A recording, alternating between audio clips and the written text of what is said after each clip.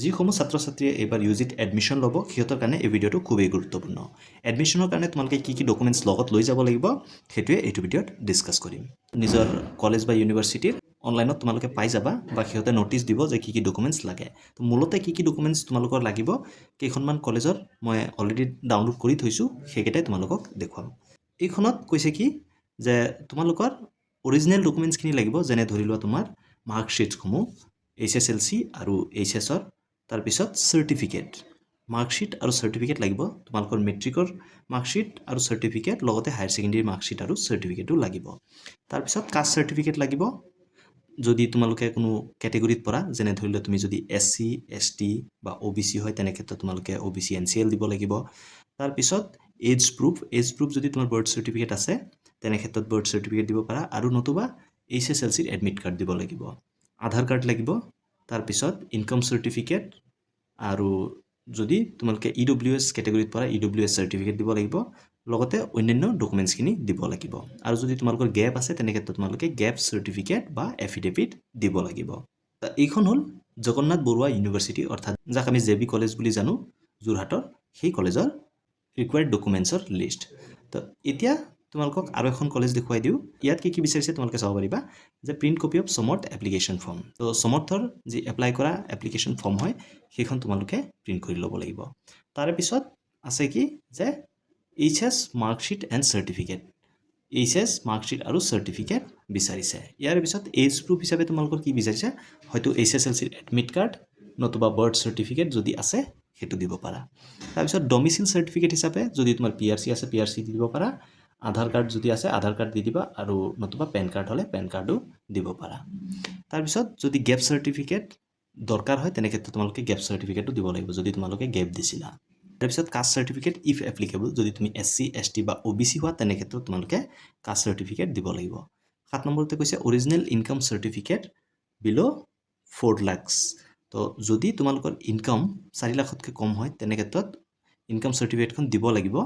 যিটো circle অফিচাৰে issue কৰা হ'ব লাগিব নতুবা তোমালোকে ৰেশন কাৰ্ড যদি আছে ৰেশন কাৰ্ড দিব পাৰা তাৰপিছত 8 নম্বৰত কৈছে কি যে ফটো অফ প্লেন্টেশন তো প্লেন্টেশন অৰ্থাৎ তোমালোকে গছপুলি ৰুই ফটো এখন দিব লাগিব তো এইটো হ'ল ধেমাজি কলেজৰ ৰিকুৱাৰ্ড ডকুমেণ্ট অৰ্থাৎ এডমিশ্যনৰ সময়ত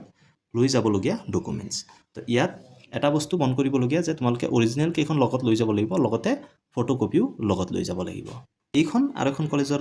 যি ৰিকুৱাৰ্ড ডকুমেণ্টছৰ লিষ্ট হয় তো অৰিজিনেল ফৰ্ম তোমালোকে লগত লৈ যাব লাগিব ইয়াত লিখা আছে যে original application form with form ID ফৰ্মৰ নাম্বাৰ যি থাকে সেইটোৰ সৈতে তোমালোকৰ যি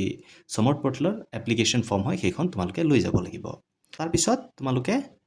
proof of date of birth অৰ্থাৎ তোমালোকৰ যি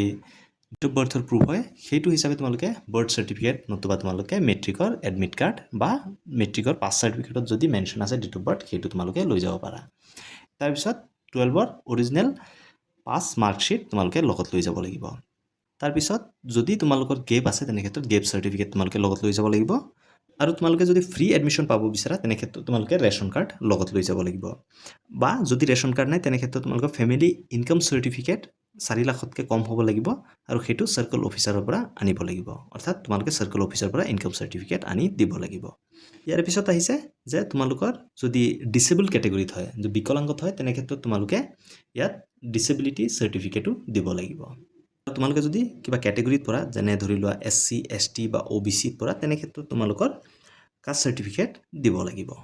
আৰু এইখন হ'ল শিৱসাগৰ ইউনিভাৰ্চিটিৰ ৰিকুৱাৰ্ড ডকুমেণ্টছৰ লিষ্ট এতিয়া আহো ডিব্ৰুগড় ইউনিভাৰ্চিটিৰ তো ডিব্ৰুগড় ইউনিভাৰ্চিটিৰ প্ৰথমতে কৈছে যে domicile certificate PRC of Assam for few ever যদি তোমালোকৰ PRC আছে PRC দিব পাৰা নতুবা ডমিচিল চাৰ্টিফিকেট যেনে ধৰি লোৱা তোমাৰ আধাৰ কাৰ্ডখন দিলেও হৈ যাব য'ত তোমালোকৰ এড্ৰেছ আছে তাৰপিছত তোমালোকৰ আৰু কেইখনমান ডকুমেণ্টছ লাগিব যেনে ক্লাছ 10ৰ আৰু ক্লাছ 12ৰ মাৰ্কশ্বিট আৰু পাছ চাৰ্টিফিকেট দিব লাগিব অৰিজিনেল কেইখন লগত লৈ যাবা আৰু জেৰক্সও লগত লৈ যাবা তাৰপিছত তোমালোকে কাষ্ট চাৰ্টিফিকেট দিব লাগিব যদি তোমালোক SC ST বা OBC হোৱা তেনে ক্ষেত্ৰত তোমালোকে কাষ্ট চাৰ্টিফিকেট দিব লাগিব আৰু যদি তুমি EWSত পৰা তোমালোকে EWS চাৰ্টিফিকেট দিব লাগিব গোটেইকেইটা ডকুমেণ্টছ অৰিজিনেল দিব লাগিব এডমিশ্যন কমিটিৰ আগত দেখুৱাব লাগিব আৰু লগতে তোমালোকে একপি জেৰক্সও লগত লৈ যাবা তো এইকেইটা হ'ল ডিব্ৰুগড় ইউনিভাৰ্চিটিৰ ৰিকুৱাৰ্ড ডকুমেণ্টছৰ লিষ্ট বি বৰুৱা কলেজ গুৱাহাটীৰ ৰিকুৱাৰ্ড ডকুমেণ্টৰ লিষ্ট। ইয়াত কি লাগিব তোমালোকক কৈ দিওঁ। তোমালোকে সমৰ্থৰ এপ্লিকেশ্যন ফৰ্মখন লৈ যাব লাগিব, লগতে তোমালোকৰ অৰিজিনেল মাৰ্কশ্বিট লৈ যাব লাগিব আৰু self attested copy of the same, মানে তোমালোকৰ যি ডকুমেণ্টছ আছে সেইকেইটা জেৰক্স কৰি তোমালোকে একপি সেল্ফ এটেষ্ট কৰি জমা দিব লাগিব। ইয়াৰ পিছত আহিছে অৰিজিনেল কাষ্ট চাৰ্টিফিকেট। তো তোমালোকে কাষ্ট চাৰ্টিফিকেটখন দেখুৱাব লাগিব অৰিজিনেল, আৰু এটা সেল্ফ এটেষ্টেড কপিও দিব লাগিব, অৰ্থাৎ তোমালোকে জেৰক্স কৰি তাত তোমালোকৰ ছিগনেচাৰ কৰি দিব লাগিব। তাৰপিছত আহিছে original copy of valid ration card. যদি তোমালোকে ফ্ৰী এডমিশ্যন পাব বিচাৰা ৰেচন কাৰ্ড দেখুৱাব লাগিব, আৰু লগতে এখন ডিক্লেৰেশ্যন ফৰ্মো কিন্তু তোমালোকে ফিল আপ কৰিব লাগিব। তাৰপিছত এইখন হ'ল বিশ্বনাথ কলেজৰ ৰিকুৱাৰ্ড ডকুমেণ্টছৰ লিষ্ট UG এডমিশ্যনৰ কাৰণে। প্ৰথম তোমালোকে সমৰ্থৰ এপ্লিকেশ্যন ফৰ্ম দিব লাগিব। তাৰপিছত কৈছে যে copy of acceptance acknowledgement of admission offer by Biswanath college. তোমালোকে সেই একচেপ্টেঞ্চ একনলেজমেণ্টটো দিব লাগিব। তো এতিয়ালৈকে সমৰ্থত মই বিচাৰি পোৱা নাই এনেকুৱা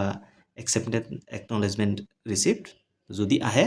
বা কোনোবা কেণ্ডিডেট আছে আমাৰ লগত কণ্টেক্ট কৰিব, আমি হেল্প কৰি দিম। ইয়াৰ পিছত ক্লাছ 10ৰ এডমিট কাৰ্ড বা বাৰ্থ চাৰ্টিফিকেট। যদি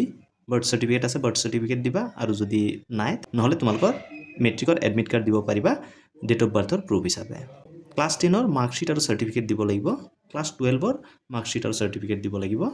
লগতে কাষ্ট চাৰ্টিফিকেট যদি তোমালোকৰ এপ্লিকেবল হয়, অৰ্থাৎ SC ST বা OBCৰ পৰা কাষ্ট চাৰ্টিফিকেট দিব লাগিব।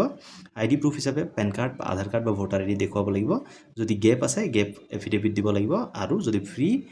এডমিশ্যন পাব বিচাৰা ৰেচন কাৰ্ড নতুবা ইনকাম চাৰ্টিফিকেট দিব লাগিব। এইখন হ'ল বিশ্বনাথ কলেজৰ ৰিকুৱাৰ্ড ডকুমেণ্টছৰ লিষ্ট। আৰু এখন কলেজত আহিছোঁ, বিলাসীপাৰা কলেজ। তো বিলাসীপাৰা কলেজত কি লাগে, সেই সমৰ্থ পৰ্টেলৰ এপ্লিকেশ্যন ফৰ্মখন লাগিব, লগতে self attested copy of HSLC অৰ্থাৎ ক্লাছ 10ৰ এডমিট কাৰ্ড মাৰ্কশ্বিট লাগিব, সেল্ফ এটেষ্টেড কপি লাগিব হায়াৰ ছেকেণ্ডেৰীৰ registration certificate, admit marksheet and certificate. তাৰপিছত self attested copy of certificate of caste চাৰ্টিফিকেটৰ সেল্ফ এটেষ্টেড কপি লাগিব, বা যদি এক্সট্ৰা কাৰিকুলাম এক্টিভিটিৰ কেটেগৰীত পৰা সেইকেইটা দিব লাগিব। আধাৰ কাৰ্ডৰ এখন কপি সেল্ফ এটেষ্টেড দিব লাগিব, আৰু এখন আণ্ডাৰটেকিং ফৰ্ম দিব লাগিব। সেইখন কলেজৰ ৱেবছাইটত তোমালোকে পাই যাবা। তো এইখন হ'ল বিলাসীপাৰা কলেজত যদি UGত এডমিশ্যন লোৱা এইকেইখন ডকুমেণ্টছ তোমালোকে দিব লাগিব। তাৰপিছত হৈছে নগাঁও কলেজৰ অৰ্থাৎ নগাঁও ইউনিভাৰ্চিটিৰ এডমিশ্যন ল'বৰ কাৰণে যিসমূহ ডকুমেণ্টছ দিব লাগে, HSৰ মাৰ্কশ্বিট চাৰ্টিফিকেট দিব লাগিব অৰিজিনেল। তাৰপিছত ৰেচন কাৰ্ড যদি ফ্ৰী এডমিশ্যন পাব বিচাৰা, NCL যদি তোমালোকে OBCৰ পৰা তেনেক্ষেত্ৰত NCL দিব লাগিব, OBC NCL। তাৰপিছত তোমালোকে SC বা ST যদি হোৱা কাষ্ট চাৰ্টিফিকেট দিব লাগিব, EWSত হ'লেও দিব লাগিব, গেপ যদি আছে গেপ চাৰ্টিফিকেট দিব লাগিব, আৰু তোমালোকে গোটেইকেইখন ডকুমেণ্টছ এটা ফটোষ্টেট দিব লাগিব, অৰ্থাৎ তোমালোকে জেৰক্স কৰি এটা ছেট দিব লাগিব। তো ইয়াত তোমালোকক কেইখনমান ৰেণ্ডমলি পিক কৰা কলেজৰ যি ৰিকুৱাৰ্ড ডকুমেণ্ট অৰ্থাৎ এডমিশ্যনৰ সময়ত দৰকাৰ হ'বলগীয়া ডকুমেণ্টছ সেইসমূহ দেখুৱাইছোঁ। তোমালোকৰ নিজৰ কলেজৰ কি ডকুমেণ্টছ লাগিব সেইকেইটা তোমালোকে কলেজৰ ৱেবছাইটত যাবা, গৈ এডমিশ্যন নটিচটো ডাউনলোড কৰিলেই তোমালোকে পাই যাবা যে কি ডকুমেণ্টছ সিহঁতে বিচাৰিছে তোমালোকৰ কলেজে। তোমালোকে চাব পাৰিছা যে বেলেগ বেলেগ কলেজে বেলেগ বেলেগ ডকুমেণ্টছ বিচাৰিছে, সেয়েহে ফিক্সকৈ কি ডকুমেণ্টছ লাগিব সেইকেইটা কোৱা অকণমান জটিল হৈ পৰে। সকলো কলেজৰ ৰিকুৱাৰ্ড ডকুমেণ্টছ বেলেগ হয়, কিন্তু কেইটামান কমন যিকেইটা হ'ল হায়াৰ ছেকেণ্ডেৰীৰ বা মেট্ৰিকৰ যি ডকুমেণ্টছসমূহ হয় সেইখিনি, লগতে তোমালোকৰ কাষ্ট চাৰ্টিফিকেট আৰু ৰেচন কাৰ্ড বা ইনকাম চাৰ্টিফিকেট যদি ফ্ৰী এডমিশ্যন পাব বিচাৰা, আধাৰ কাৰ্ড আৰু সমৰ্থ পৰ্টেলৰ এপ্লিকেশ্যন ফৰ্ম, এইকেইখন কমন হয়। বাকী যিকেইখন ডকুমেণ্টছ আছে সেইকেইখন কলেজ অনুযায়ী বেলেগ বেলেগ হ'ব পাৰে। তো আশা কৰোঁ তোমালোকে বুজি পাইছা। কলেজৰ ৱেবছাইটত গৈ তোমালোকে এডমিশ্যন নটিচটো ডাউনলোড কৰিলেই চাব পাৰিবা যে কি ডকুমেণ্টছ সেই কলেজে বিচাৰিছে বা তোমালোকে এডমিশ্যনৰ সময়ত দিব লাগিব। ধন্যবাদ। জয় অসম।